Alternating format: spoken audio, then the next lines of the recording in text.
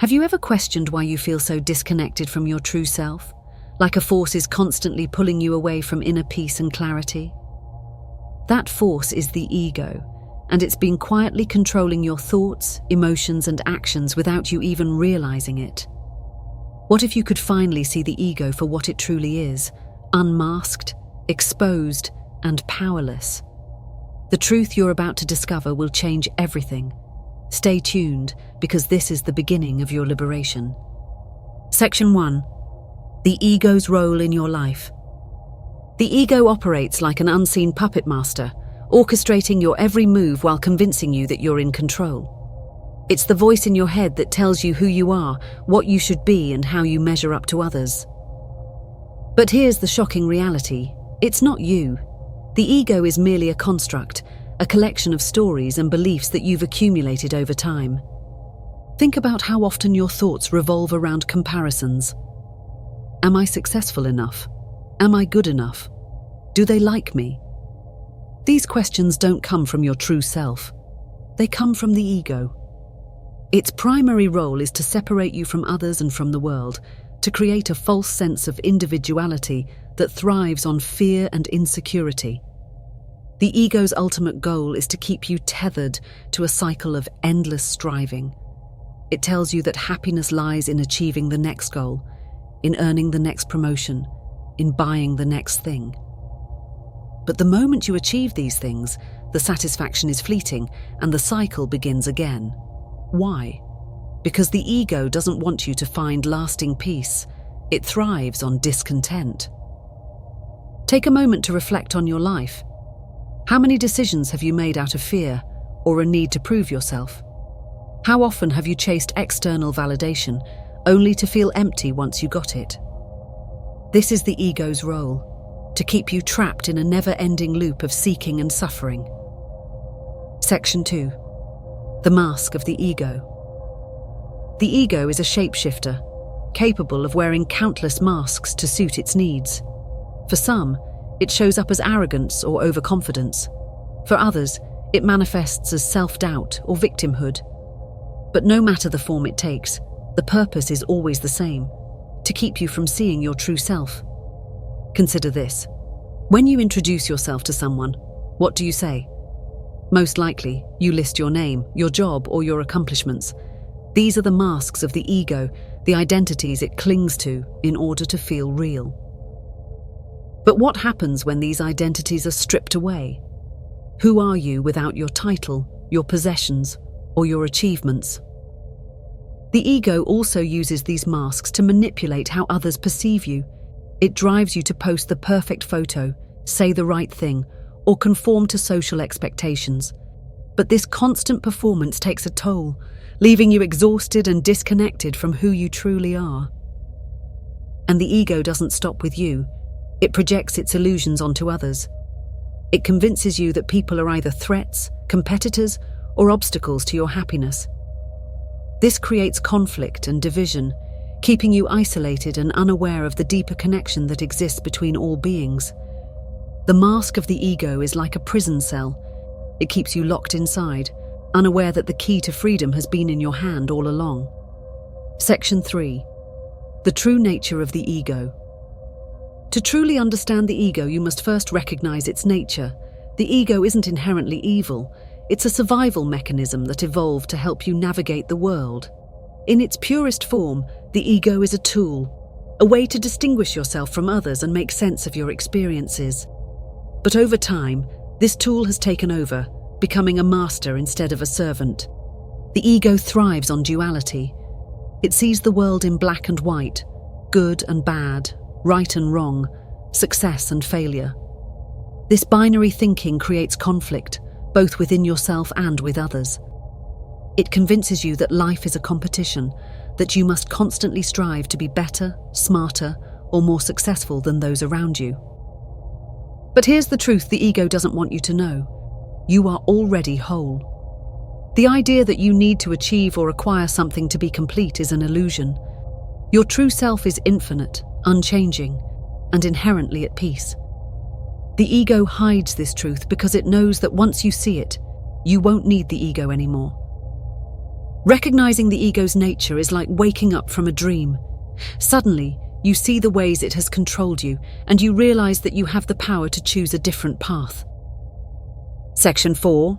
How the ego controls you. The ego doesn't control you through brute force. It's much subtler than that. It uses fear, desire, and self-doubt as its primary weapons. It plants thoughts in your mind like, "What if I fail?" or "What will people think of me?" These thoughts create anxiety and keep you trapped in a cycle of overthinking and hesitation. But the ego doesn't stop there. It also uses your desires against you. It tells you that happiness lies in external things: a new car, a bigger house, a better job. And when you achieve these things, it moves the goalpost, convincing you that you need even more. This constant chasing leaves you exhausted and unfulfilled. Even your relationships aren't safe from the ego's influence. It thrives on conflict, creating misunderstandings and fueling arguments. It convinces you that you're always right and that others are to blame for your unhappiness. This creates a barrier between you and the people you love, keeping you isolated and disconnected. The ego's ultimate weapon is self-doubt. It tells you that you're not good enough, that you'll never succeed, that you don't deserve happiness. These lies keep you small, afraid to take risks or pursue your dreams. But here's the truth. These thoughts are not your own. They are the voice of the ego, and they only have power if you believe them. Section 5. Breaking free from the ego's grip. The first step to breaking free from the ego is awareness. You must learn to recognize its patterns, the fears it amplifies, the desires it stokes, the doubts it plants in your mind.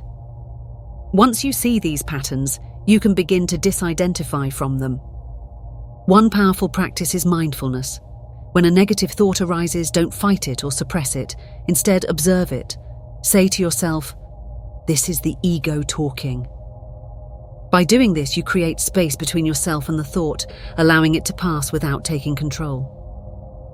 Meditation is another essential tool. It helps you connect with the stillness within, the part of you that exists beyond the ego. In this stillness, you can begin to see the ego for what it truly is, a shadow, not the substance of who you are. Forgiveness is also key. The ego thrives on guilt and resentment, both toward yourself and others. By forgiving, you release these burdens and free yourself from the ego's grip. Imagine waking up each day free from the ego's demands. No more chasing, no more comparing, no more doubting. This is the freedom that awaits you when you see the ego's true face and step into the light of your authentic self. Section 6. The ego's illusion of control. One of the most deceptive tricks of the ego is its illusion of control. The ego convinces you that if you can just control your surroundings, your relationships, and even your future, you'll be safe and happy. But the reality is, control is an illusion. Life is unpredictable, and no matter how much you plan or prepare, you cannot control every outcome. Think about a time when something didn't go your way.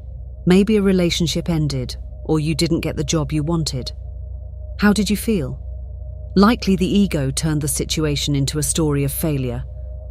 "I wasn't good enough," or "I'll never succeed." The ego makes you believe that your worth is tied to outcomes, creating a cycle of fear and anxiety. Here's the paradox. The harder you try to control everything, the more out of control you feel. That's because true peace doesn't come from control. It comes from surrender. When you let go of the need to control, you open yourself up to life's natural flow. You begin to trust that everything is happening for your growth and highest good, even if it doesn't seem that way in the moment. The ego hates surrender because it thrives on fear and resistance. But when you release the illusion of control, you strip the ego of its power. You start to see that life isn't happening to you. It's happening for you. This shift in perspective is one of the most liberating realizations you can have. Section 7. The ego's fear of the present moment. The ego has a deep-seated fear of the present moment because it cannot exist there. The present moment is where your true self resides, calm, centered, and free.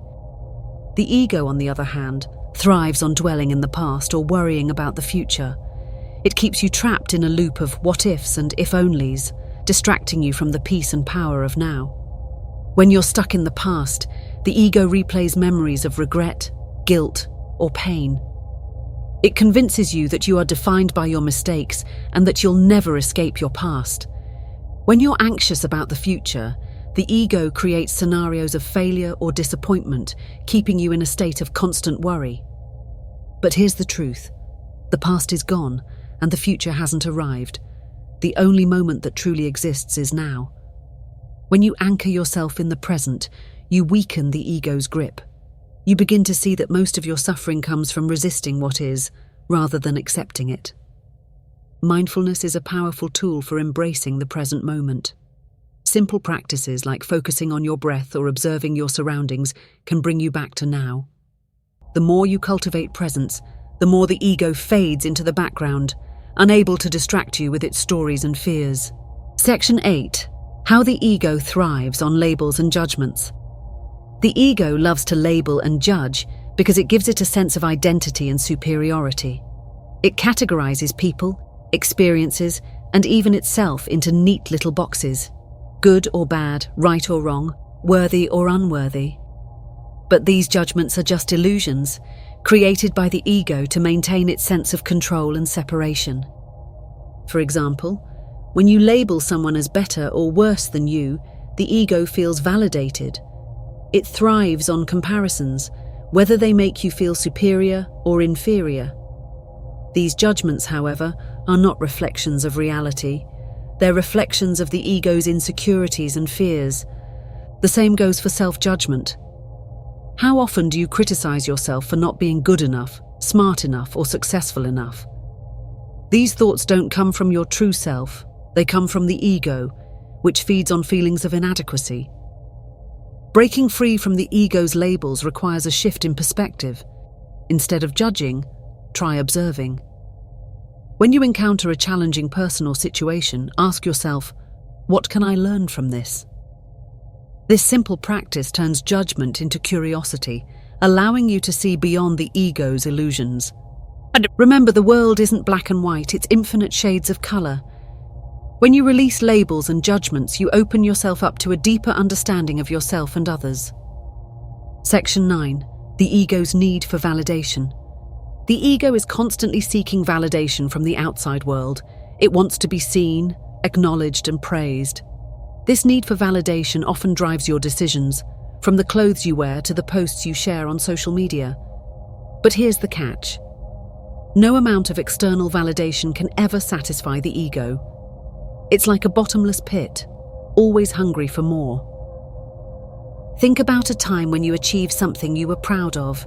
Maybe you received a promotion, completed a project, or got a compliment. How long did that feeling of accomplishment last? If you're like most people, it was fleeting. That's because the ego quickly moves on to the next thing, convincing you that you need more validation to feel worthy. True self-worth doesn't come from external validation. It comes from within.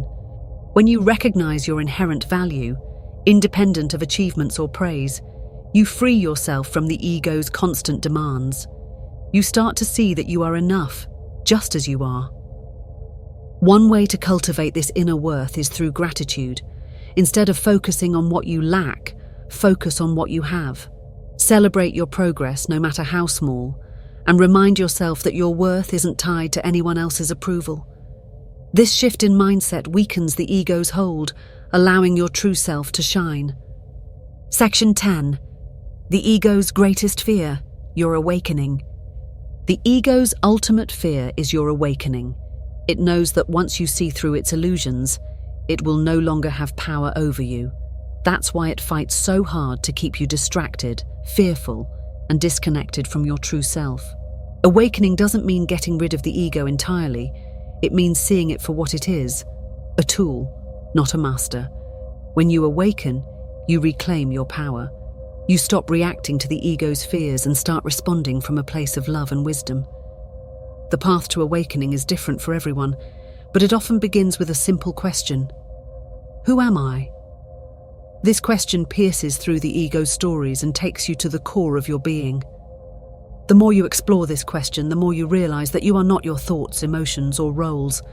You are the awareness behind them. Awakening is not a destination, it's a journey. It's about peeling back the layers of the ego and rediscovering the light within. And while the ego will resist every step of the way, each moment of awareness brings you closer to true freedom. When you awaken, you don't lose yourself. You find yourself. You step into a life of peace, purpose, and authenticity, no longer bound by the ego's illusions. And that, my friend, is the ego's greatest fear. Thank you for watching. If this resonated with you, like the video, share it with someone who needs to see it, and subscribe for more eye-opening content. Your journey starts here. See you in the next one.